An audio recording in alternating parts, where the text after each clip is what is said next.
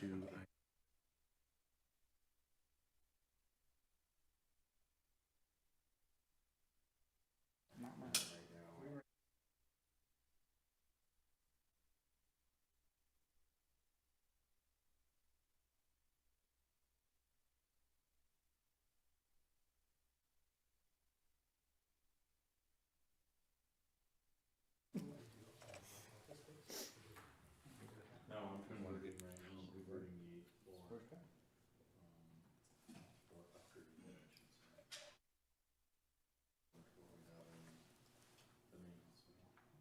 Should we wait for Ben?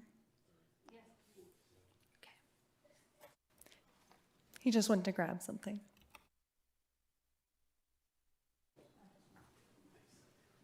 Man of the hour.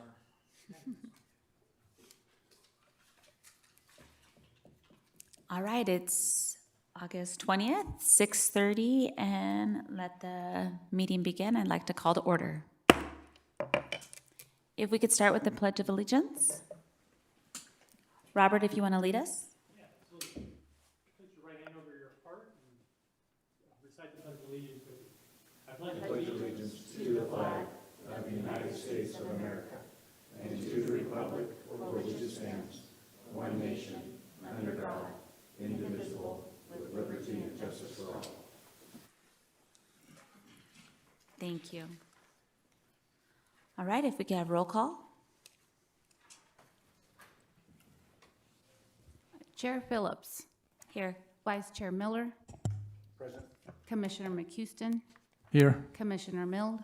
Here. Commissioner Mullins. Present. And Commissioner O'Brien. Here. Absent from tonight's meeting is Commissioner Hicks. Thank you. Thank you. Do we have any public comment? No comments for items off of the agenda. All right, then we'll move to the consent agenda. So for item number 1, approval of Planning Commission minutes on July 16th, 2025. So moved. I'll second.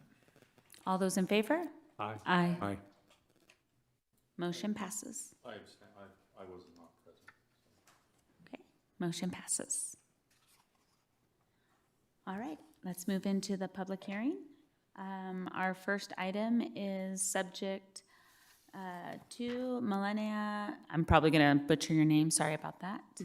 Minkoya on behalf of Green Team World, case PLN PHE 25002. I'd like to open the hearing. Madam Chairman, I have to recuse myself from this item. Okay, please note, Vice Chair Miller is recusing himself.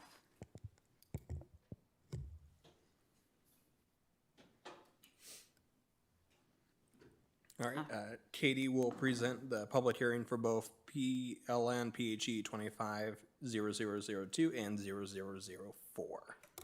All right. Thanks. Thank you, Honorable Chair and Planning Commissioners.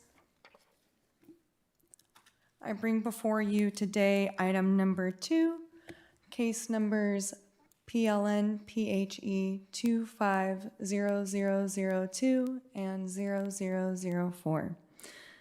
These are special use permits for the placement of 3 4x4 used clothing collection boxes within one parking spot on a commercial property at 33644 Yucaipa Boulevard, and 3 boxes within another parking spot on a commercial property at 31515 Yucaipa Boulevard. So both proposed sites are currently improved with shopping centers. Pursuant to Development Code Section 84.0625, the proposed small collection facility under 500 square feet is to be reviewed with the special use permit. The SUP applications are for the placement of these 3 used clothing collection boxes to occupy one parking spot on each of the locations. You can see them marked with a little star there.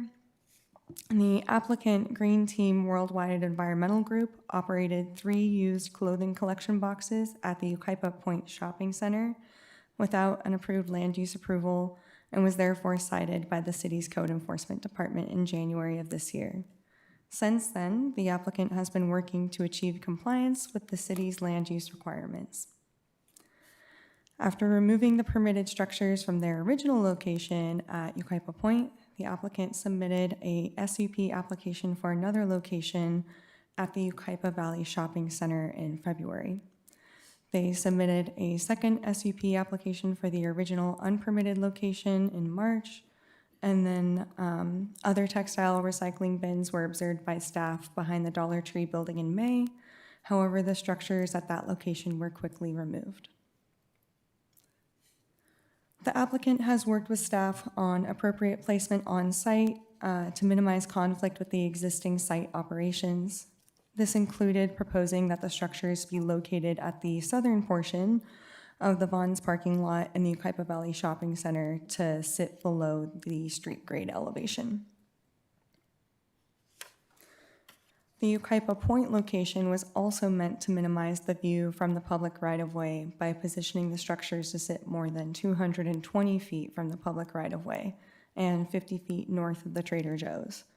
Both proposed locations of the structures meet all setback requirements for structures in the land use district according to the attached project plans, site plans, elevations, and site photos. So we'll take a look at those.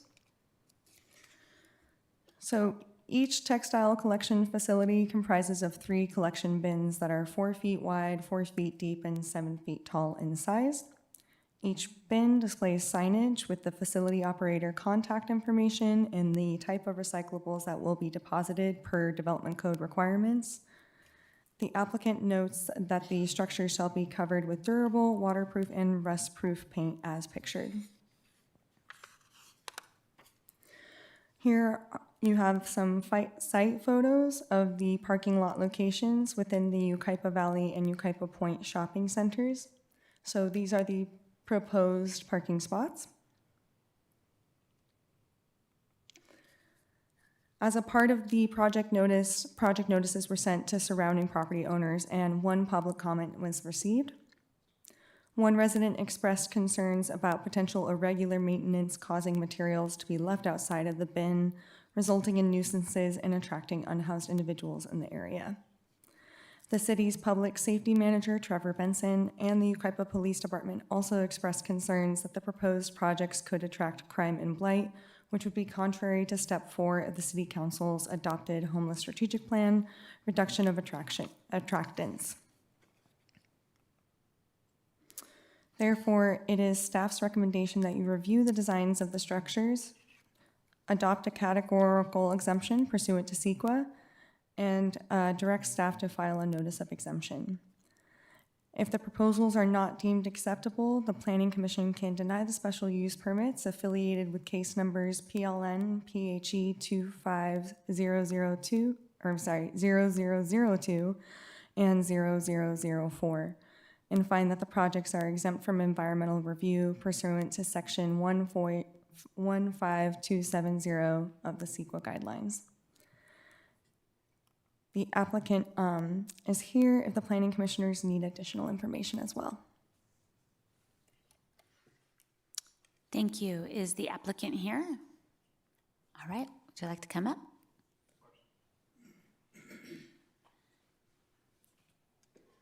Is this the spot for applicants? Chair, commissioners, good evening. My name is Ivan Lotskanov. I'm Green Dream's vice president. I'm usually based in New Jersey, but I came here today for this hearing, and thank you for having us. Green Team has been operating such bins for over 13 years now. We operate over 2,000 such bins around the US. I understand some people's skepticism towards such collection bins, but I can assure you we are fairly professional in what we do, and we've gathered quite a lot of experience through the years. I'd be happy to address any concerns you might have. I'd be happy to share any relevant operational data about our service of such bins, and we'd be more than happy to do business and work in this city. With me is our regional manager, Ves, who is also going to be responsible for the LA metro area. I know that my colleague Maggie has been in correspondence and in contact with the city for quite a few months. Of course, we apologize for placing the bins without the necessary permit at first. To be fair, many cities don't have any relevant regulation on this, and we falsely assume that's the case as well. But we think in these last months we did everything in our powers to, to obtain the necessary permit. All right. Commissioners, does anybody have any questions for the applicant? Wait, I have a question. Okay. How much do these units weigh? Do you know? You mean empty? Empty or full? What's the capacity? About 600 pounds. About 600? Yeah. And are they Empty. bolted to the ground? Are they mounted? Are they physically fixed or just placed? They're just placed. They can be bolted, but they don't have to be. So if you want, I can elaborate on our operations in brief. So we have several warehouses around the U.S. Our closest one is in the close to LA, as I mentioned. These bins will be serviced from there, and we send staff with small box trucks to empty the bins on a regular schedule. As far as I know about these locations, we've agreed to visit them every other day, which is pretty much in line with the schedule that we use for other locations as well. We do visit our bins quite often, so they don't get overfilled. So the staff empties the bins. All the donated clothes are then transported to the warehouse, and during such visits, the staff is also responsible for maintenance, which includes either repairs on the bin, removing graffiti if necessary, although that's rather the exception, and also cleaning the adjacent area from any litter there. There is one thing I would like to stress. We operate with lease agreements, with contracts with the properties where we place the bins. These lease agreements also include the maintenance schedule and, well, the obligation to keep the area safe and clean. Rest assured, the property would kick us out before the city if we fail to meet these criteria and obligations. So we take it seriously. One operational point that I'd like to share with you. So as I said, we do visit the bins often so we can avoid the risk of finding them overflown. In the LA metro area, based on the data I reviewed just last week, in 86% of bin visits, so in 86% of the times when we visit a bin, it's less than half full. Of course, we know how fast bins fill. This comes with some extra cost for staff and trucking, but we want to assure that our bins are clean, and that's why we do it, probably in contrast to other companies you might have encountered. You stated every other day there would be a visit, but I think in the package it said every day the area will be cleaned. Is that not the case? Is that changed? In the packet, there should be an attachment with a letter from the applicant indicating, I believe, every other day. That was how I recall it.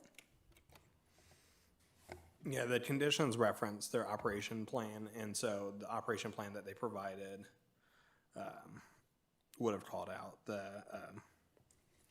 so they operate 7 days a week. So the maintenance is every other day, but if they do need to get picked up on an off day, they do have staff available to make that accommodation. Is how Yes, of course. how it's written.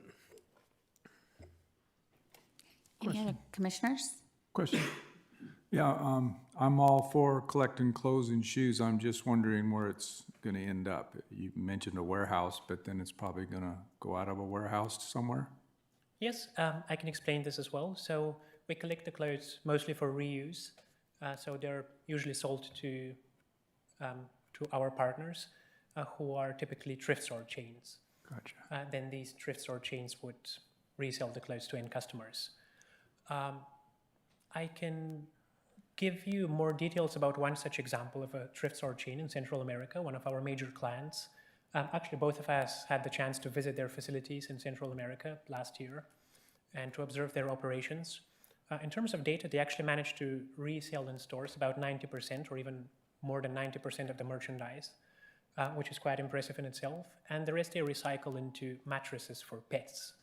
I didn't even know that's a thing before seeing it with my own eyes, but they have a 100% utilization rate, so it doesn't end up, well, in a dump in the jungle.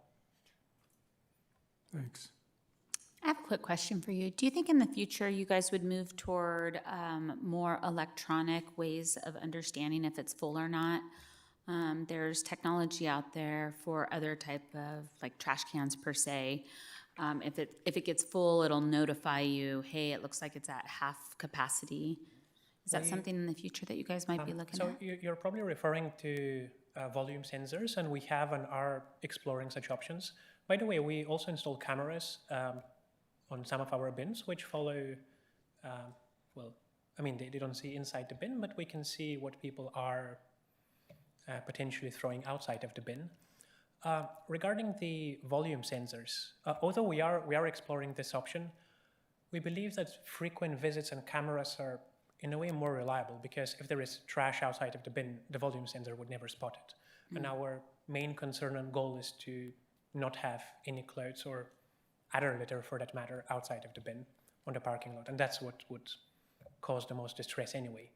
Okay, makes sense. Any other commissioners? How does the bins handle if somebody were just to leave garbage in it? Is there a way that because obviously you can't control what they're putting in the bin necessarily. So is there something to deflect that? Or what if they leave a mattress next to it? Are you guys hauling that away in that 25-foot radius?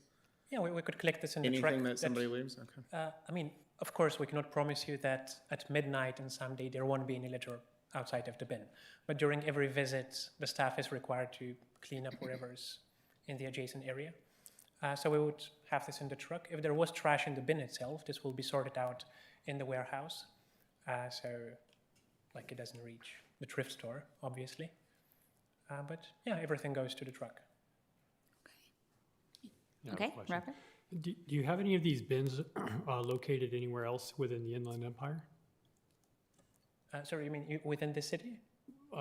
Outside the city, but in the area, Redlands, San Bernardino, Fontana, anywhere? Yeah, we have, so in California, I think we have about 1,000 bins in total. Okay. In different areas. So we have some in the San Francisco area, others around San Diego, Fresno, Sacramento, and of course the LA metro area. And the closest warehouse you said was in Los Angeles that would come to us every other day to service and collect the items? Yeah. Okay. I've seen a lot of the same, not necessarily your company, but I've seen a lot of these types of bins where donations are made and they just become overfilled, run over. I mean, it looks horrible. It attracts blight. I agree. Well, trust me, we've had to cope with this negative image created by, well, I must admit, there are quite a few rogue actors, as I would like to call them, who, as you mentioned, don't service their bins that regularly. And this has created quite a backlash, for instance, from cities against the whole business model. It's all a matter of, well, service standards and organization. And then I believe we do have a good enough organization to handle this. Sure, I can see that. I hear what you're saying, but my fear is that we're going to put these two what are we calling them, permits, in two very visible, highly attractable for our customers within the city of Yucaipa businesses, where people are going to see these every day, every hour, where there's going to be people walking by, driving by, they're going to see these. And if they become overrun, it's going to put a very bad name to our city. So my fear is that it's going to turn into blight. And with 30 years of law enforcement, I can tell you I've seen exactly this thing turn very poorly. So that's my concern. Well, we, as your colleague mentioned, we do commit to cleaning up the bin and also to maintenance, of course. That's going to happen on a regular schedule. Of course, it's not in our powers to promise that nothing will happen to the bin, but it is in our powers to promise that we would clean it up on the next day when we see it. To be fair, our bins are made of metal. I know that some competitors use like wooden or even cardboard bins that are not so durable. It's not impossible, but it's fairly hard to break this bin. And especially a vigilant person might find a way to do it, but it's not an easy task. So yeah, we'd obviously be losing a lot of money if we have to replace the bin. Sure. But we're confident we can manage it. Thank you, I appreciate that. But I'm still very reluctant on this. But thank you for answering my questions. What what operational data or what commitment could alleviate your concerns, for instance? Well, can you give a specific location somewhere else in Southern California that is using these bins? Yeah. I mean, yeah, we have Where's the closest bin from here? in San Bernardino about like 20 locations there. Also, we have Rialto. I mean, we have all around. We have Colton City, Riverside, Corona. I mean, we have all over the place in San Bernardino County. I was actually attending a similar hearing in Rialto 2 weeks ago, and I'm attending one 2 weeks from now as well for such bin placement. So we passed through Rialto on the way here, so we do have some other bins in the area as well. Okay. Well, like I said, thank you for answering my questions. I'm not sure there's anything you could say to convince me one way or another, but thank you for the information. I do appreciate it. Awesome. Any other commissioners? One more question. Okay. Is this permit infinitum, or is there an end game? Is it a year? 2 years. 2 years? Yeah, so once it's approved by the Plan Commission, it is not a, unlike a conditional use permit where it runs with the land, they do have to renew the application. It won't go back to Plan Commission each time, but it does allow us to reevaluate the conditions and, are they meeting what the Plan Commission approved or not, and then kind of reassess whether or not we grant another extension with it. And then certainly there's some additional remedies through our development code and through code enforcement on top of that too.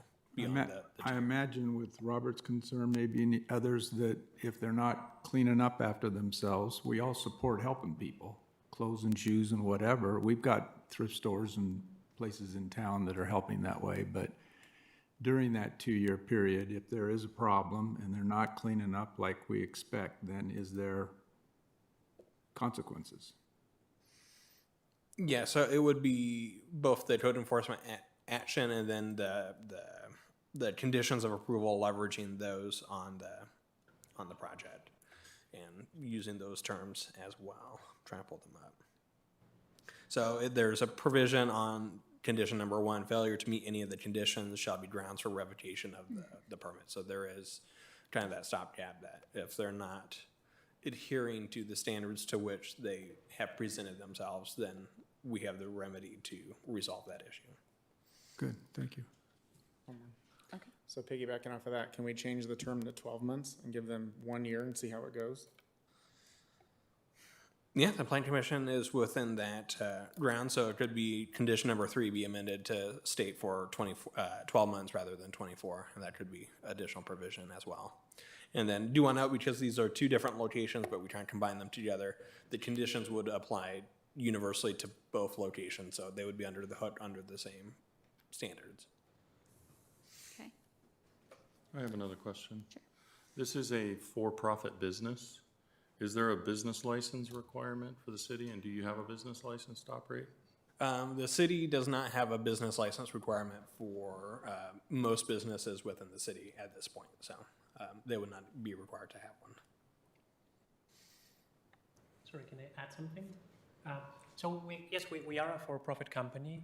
However, we do partner with 2 sizable charities or NGOs. One of them is One Tree Planted. They are nature focused. They plant trees around the world. And recently, based on the data they provided, our funding helped plant 200,000 trees through their projects. The other one is LEAD. They are focused on drug prevention among students. So we do partner with those. By the way, in terms of cleaning up the location, I wanted to stress that our business and us operating in this city or in any other city or in any other property depends on our good relationship with both the property and the city. We know that our business will cease to operate if we don't meet your expectations, so it's in our, most direct self-interest to meet your criteria and expectations. If we see that the bin needs to be visited more than, every other day to meet these expectations, we will visit it daily. And that's generally not an issue for us. So overall, we do understand that keeping you happy, and the property, of course, is the vital component of us having placed all those, like thousands of bins as well. Thank you. Did you want further to say? Hi, thank you, commissioners. I'm Rod Mendenhall, representing the property owner, and we hear all of your concerns, and our concerns are 10 times that. But we actually sought out this company specifically because we've seen how clean and how great their operation is, and we care about our properties. I'm personally out there 2 times at a minimum every single week. Our main principal is out there, same thing. We have our head of construction lives in the houses right behind there. And we sought out this company because also they're for profit. We think that that's a key vital element of them having a very clean operation, making sure that they're making whoever it is that they are paying, which would be us, making sure that we're satisfied, and our concerns are 10 times more than your guys's of vagrants, homeless, trash. I mean, we have a day porter out there every single day picking up trash on the whole property. Every single night we have people cleaning. And our number one goal is to make the tenants happy and to make the community happy, right? So working all day today for our grand opening tomorrow of Trader Joe's. Very, very excited for all of you guys to hopefully be there too. We have the grand opening of Trader Joe's tomorrow, and yeah, right? It's awesome. So we really, really are excited for what's going to be going on in the community. And like I said, again, I can't stress it enough. We sought out this company in 25 years of being in business, longer than I've even been alive. This is the first time that we have actually put one of these in our centers because we have the same concerns, but we've seen their operation previously. It's very clean, and just like how you guys are concerned with how it'll be within our property, we have those exact same concerns, but tenfold, because it affects our property values and affects our community that we're building in, right? I'm happy to answer any questions, but thank you. What was your name again? Rod Mendenhall, R-O-D. And you're the property manager for Yucaipa Point? Yes, sir. Property owner, Vantage One Real Estate Investments. And you guys have no concerns whatsoever about having these bins out there, collecting trash, overrun with donation items, potentially trying to be broken into? No, yeah, there's definitely concerns. We have a security guard out there right now every single night if there's ever any crime. And if we can maybe go back to the picture of where it's located, it's strategically located not just out of view, but it's also right in a very high traffic area so people can see what's going on. And it's of my belief that if people can see what's going on, people are less likely to commit crimes. It's not way off in a corner where you're going to get a homeless encampment behind it or anything like that. So yeah, there's certainly concerns that we have, but like I said, their operation is incredibly clean. They run a really great program, and then also we can view the cameras all over the site from our office in Orange County, and then call up, like I said, our head of construction that lives a 1-minute walk from that property to go handle whatever needs to be handled, whether it's trash, someone breaking in. We have great relationships with the police department as well. We can call them for support or anything that we would need, but I can't stress enough, we literally never do this for the exact same concerns that you guys have, but we really think it'll be providing value within our center. Thank you, I appreciate that. Any other commissioners? No? All right, thank you so much. Do we have any public comment? We have one public comment. Niles O'Hara.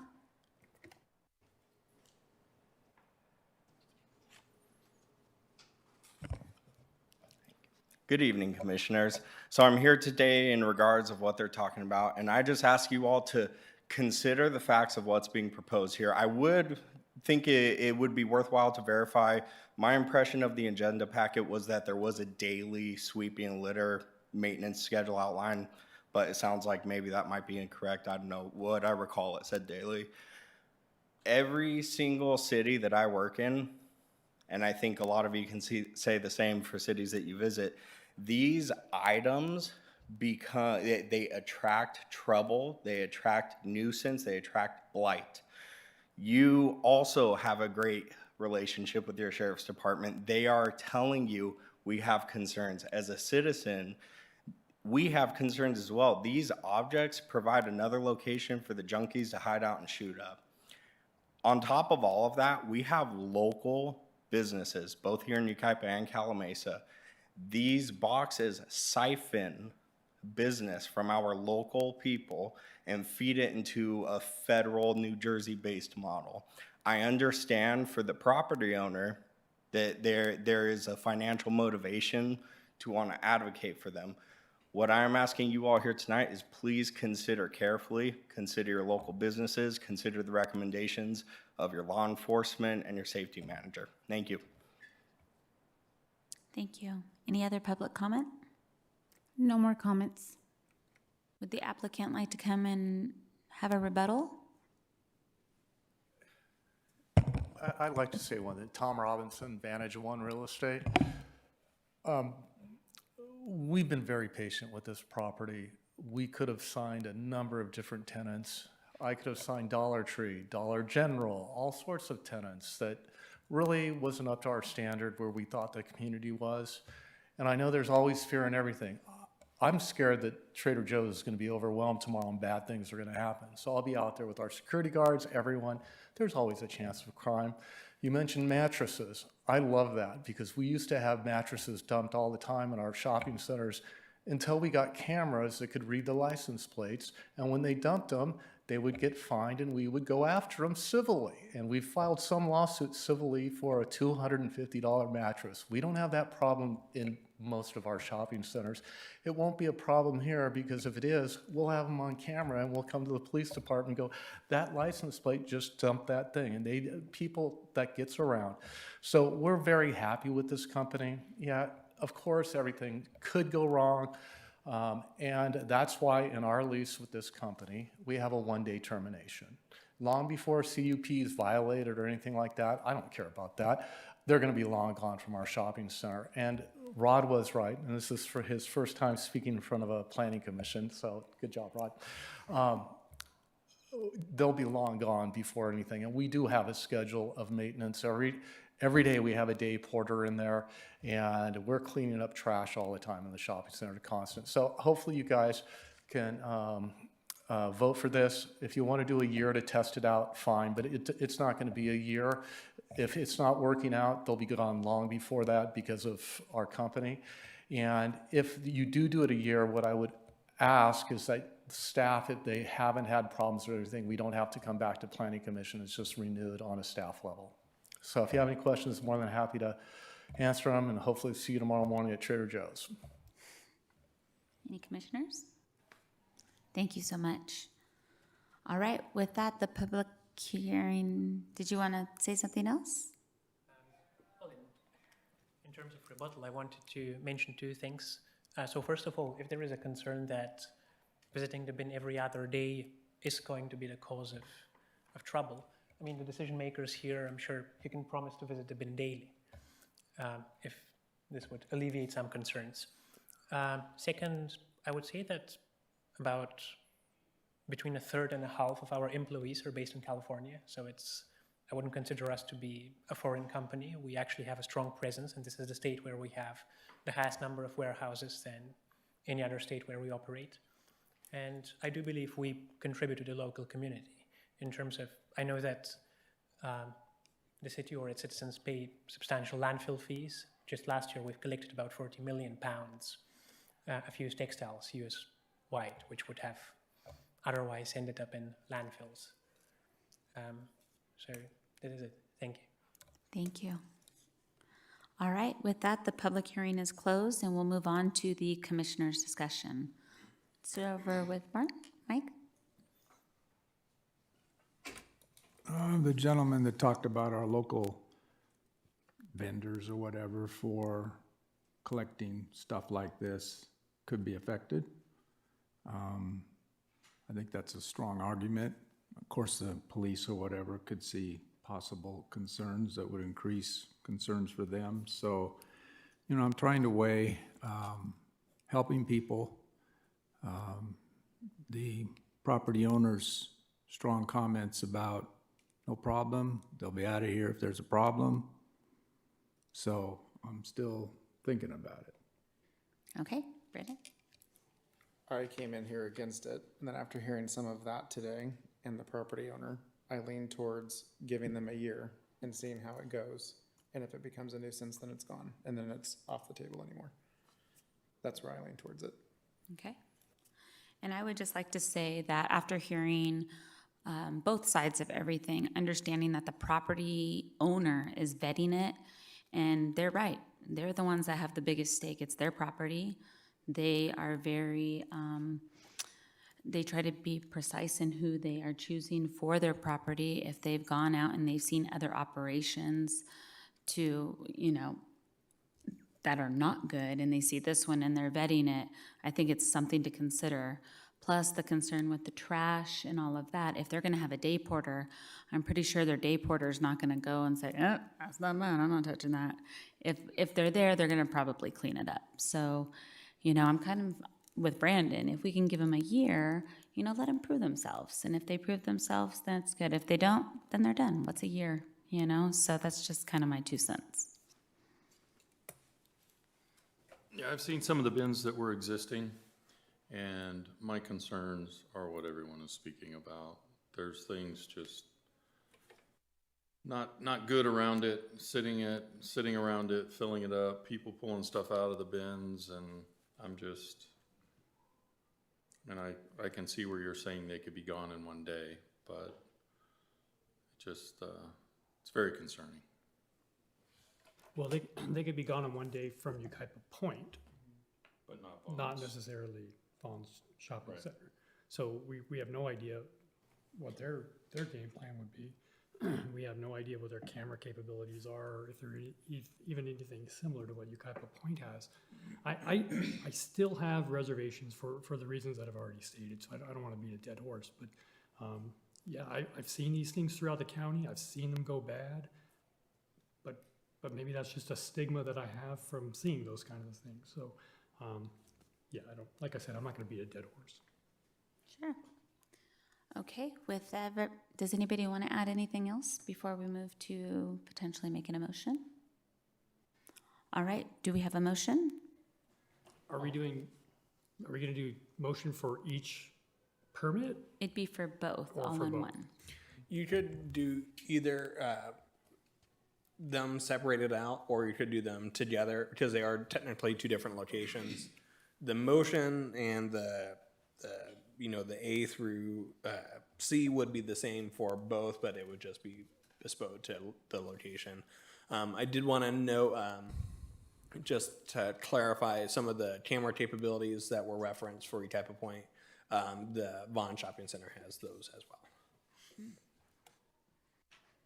So I'm gonna motion to approve case number PLN PHE 250002 and 0004 with the change that it's a 1-year term. I like that. I will second it. Can we do roll call? Because it sounds like we have different opinions.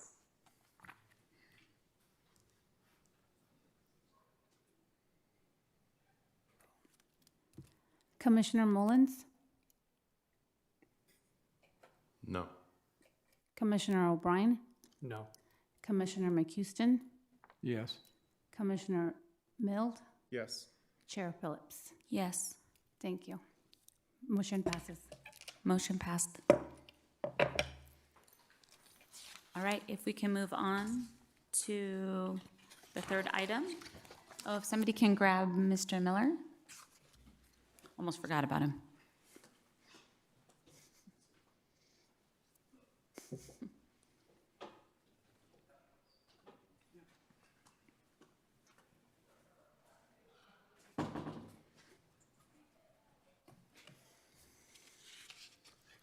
All right, moving on to item number 3, Mike McCutcheon, PLN PHE 250008. And go ahead. I was going to open the public hearing, and does anybody have any disclosure of ex parte communications? All right, staff presentation. Thank you, Honorable Chair and Planning Commissioners. I bring to you today item number 3, case number PLN PHE 250008, a special use permit for the architectural review of an 800 square foot, 17-foot tall steel carport proposed to be constructed in the rear of the property located at 37533 Oak Mesa Drive. The metal structure is proposed to be constructed on a half-acre parcel located southeast of Oak Mesa Drive and Mesa Soul Drive within the custom home overlay in single residential zoning. The site is surrounded by single-family residential uses.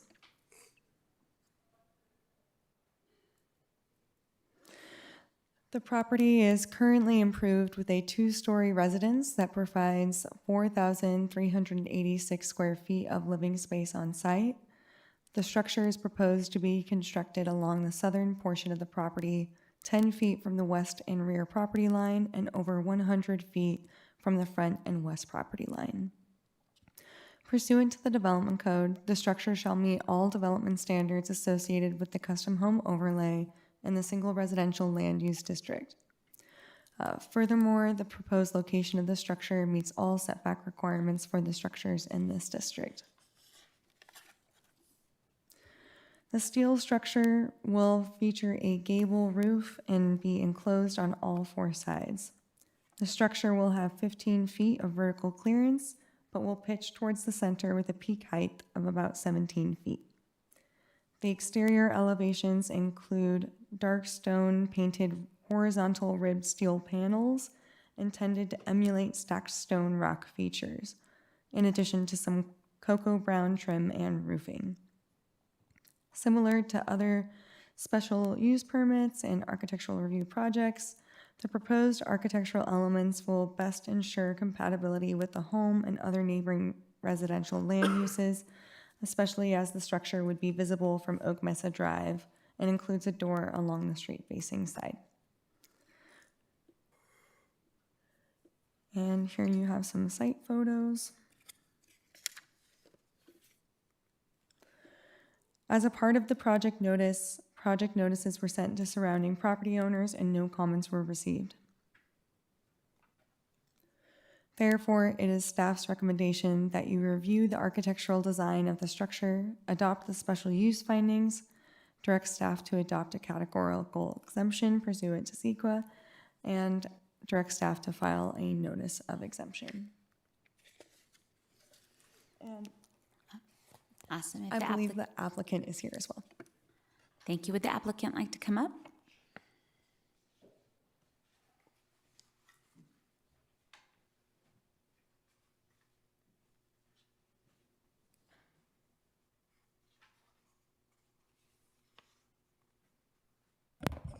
Good evening, Chair Phillips and committee members.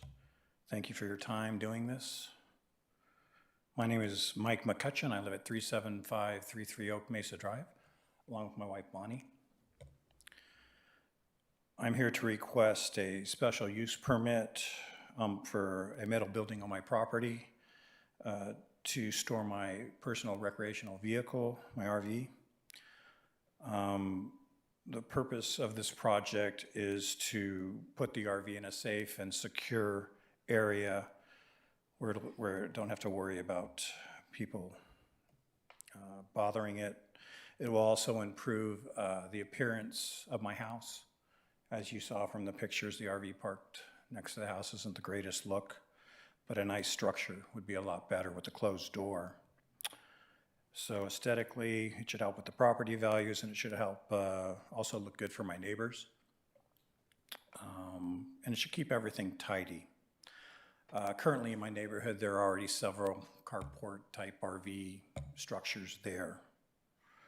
I recognize the committee might be concerned about the size, but it will be constructed of high quality materials. I got a neutral color scheme.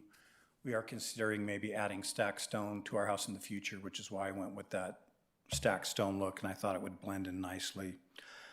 Also, there is a large hedge line to the west, so the neighbor down the hill from me really won't even see the building. And also they have an upslope to that hedge line, so it's very tall. To the back, there's also vegetation that is also very tall. To the east, there is a slope up into my backyard, and also at the edge of my property with my eastward neighbor, there is also another large headline, so they will not see the building either. The building should only be really visible from the street, which is just a 16 wide building front. In closing, I believe this should be a practical solution that meets my needs and maintains the character of the neighborhood, and should even make it look nicer. And I respectfully request your approval of this special use permit. And I'd be happy to answer any questions you might have. Thank you. Any commissioners have any questions? I have two questions for you. One of relevance, one kind of not. The one of really no relevance is this part of an HOA? Or are you No. guys part? Perfect. And then in relation to your house, so looking at the site photos of your house, where will the peak of the apex go in relation to the side of your house? It'll be lower. So lower than the roof or lower than the second story?